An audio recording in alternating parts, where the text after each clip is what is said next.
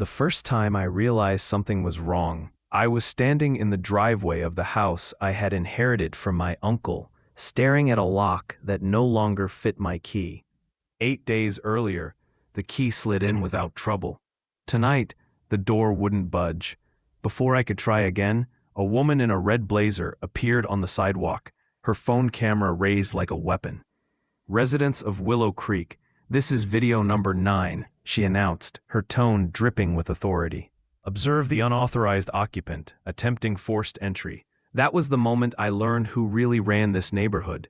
Her name was Clara Mitchell, president of the Willow Creek Homeowners Association, and she had somehow turned my inheritance into a crime scene. Neighbors peeked from behind curtains, some openly filming with their phones.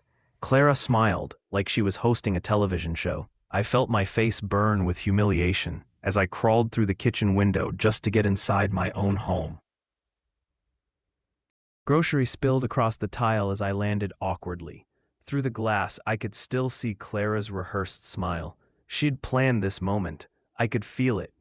The strange part was how much she already knew about me, things I'd never shared with anyone in Willow Creek. She knew I'd been estranged from my uncle for years. She knew about my name change after college. She even hinted at medical issues he'd had before he died. Information she shouldn't have had access to. 2 days later, the locks were changed again.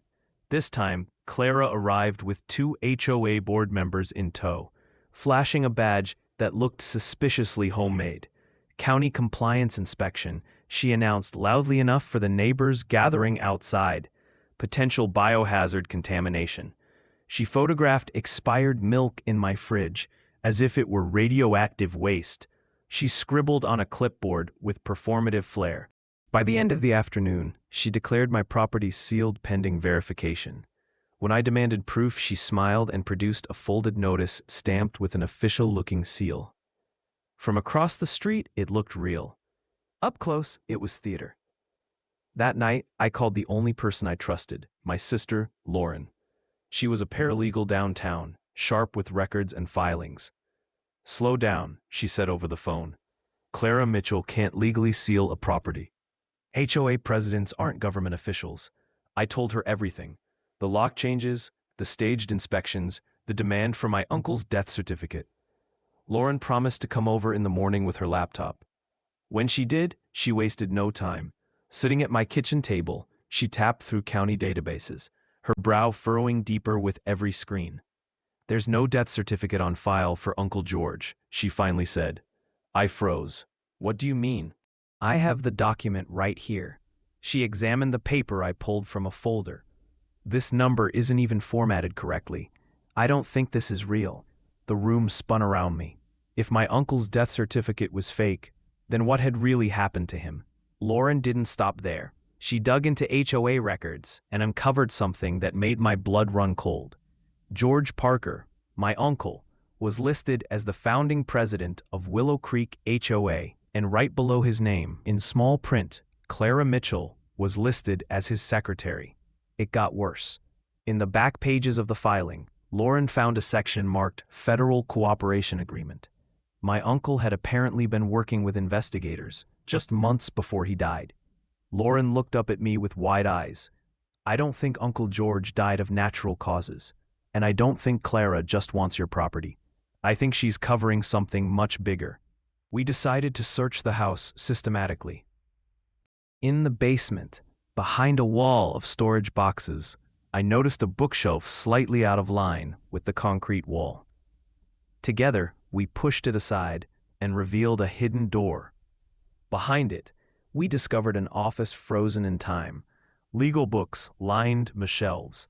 Case files filled the cabinets, and a certificate on the wall bore my uncle's name.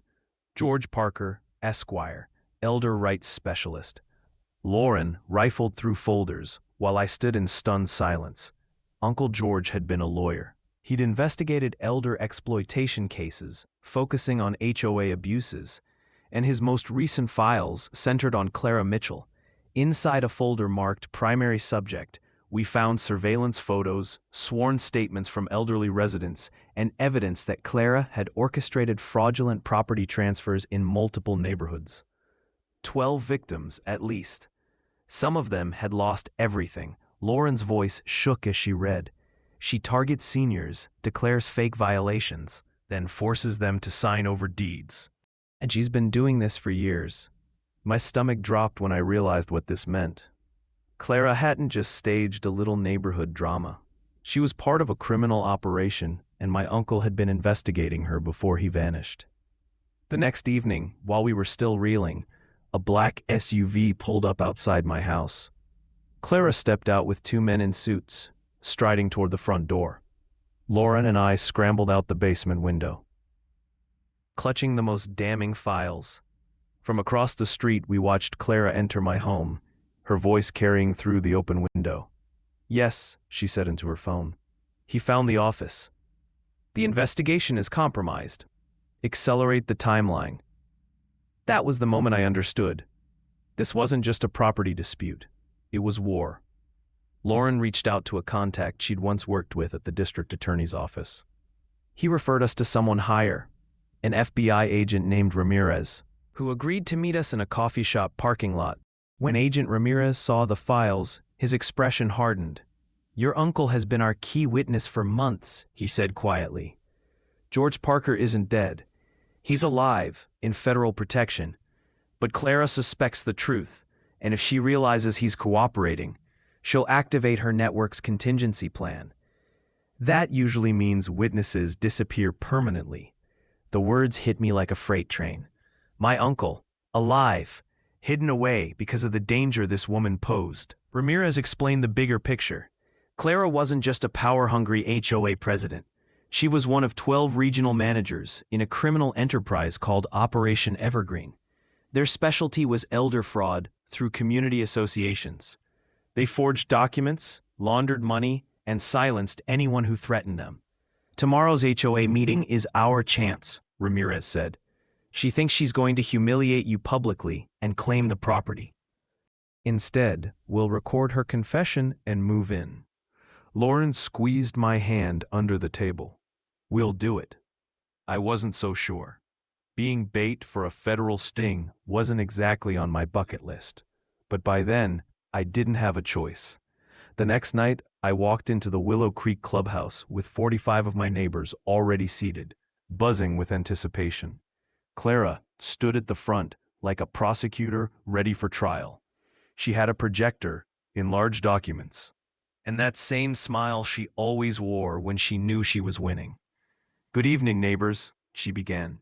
"Tonight, we vote to protect our community from a dangerous fraud." One by one, neighbors testified how they'd never heard of me, how I trespassed, how Clara was only protecting them. Each word was a knife. When it was my turn, I remembered Ramirez's instructions. I let my shoulders slump. I let my voice crack. "Maybe you're right," I said softly. "Maybe I don't deserve this house after abandoning my uncle." Satisfied murmurs rippled through the room. Clara's eyes glittered with triumph. She asked for the vote, and nearly every hand rose against me. Then I asked the question Ramirez had coached me to ask. "What happens to the property if I'm removed?" Clara didn't hesitate. "It reverts to HOA management," she declared, "as I've done with other similar cases." The words hung in the air, and then the lights cut out. Emergency lighting flickered on, and a giant screen descended from the ceiling. A familiar face filled it, older, thinner, but unmistakably my uncle. "Good evening, Willow Creek," George Parker said from what looked like a federal facility. "I'm very much alive." The room erupted. Gasps, shouts, even a scream. Clara's face drained of color as she stumbled back, whispering, "You're supposed to be dead." Agent Ramirez rose from his seat, flashing his badge. "FBI. This meeting is now a federal investigation." Everyone remained calm. On the screens, evidence rolled. Bank records, surveillance photos, forged deeds. Neighbors who had trusted Clara watched in horror as their president was exposed as a career criminal. Clara tried to fight back, insisting it was entrapment, a deep fake, a conspiracy. But the evidence was overwhelming. Outside, black SUVs screeched into the lot as federal agents swarmed the building. By the time it was over, Clara Mitchell and her associates were in handcuffs. Across 12 states, coordinated raids dismantled Operation Evergreen. When the dust settled, I was reunited with my uncle in person. The hug we shared erased years of distance and grief. Lauren cried openly, finally able to introduce herself properly after believing for weeks that our family was broken forever. The neighbors, ashamed of how easily they'd been manipulated, offered apologies and support. Mrs. Alvarez brought cookies. Mr. Turner offered to repaint my front porch. It didn't erase the humiliation, but it was a start. Months later, Congress passed new legislation requiring federal oversight of HOAs to prevent fraud. They called it the Parker Act, in honor of my uncle's sacrifice. As for me, I accepted a position with the FBI's Elder Fraud Task Force. Lauren joined as a legal specialist, and my uncle, finally free to live openly again, became a consultant teaching agents how to spot HOA abuse before it metastasized into full-blown crime. Looking back now, I realize Clara never cared about my house. She cared about power, about control. She used fear and paperwork like weapons, but she underestimated the one thing she could never counterfeit: family. She thought she was locking me out of my inheritance. What she really did was unlock the truth.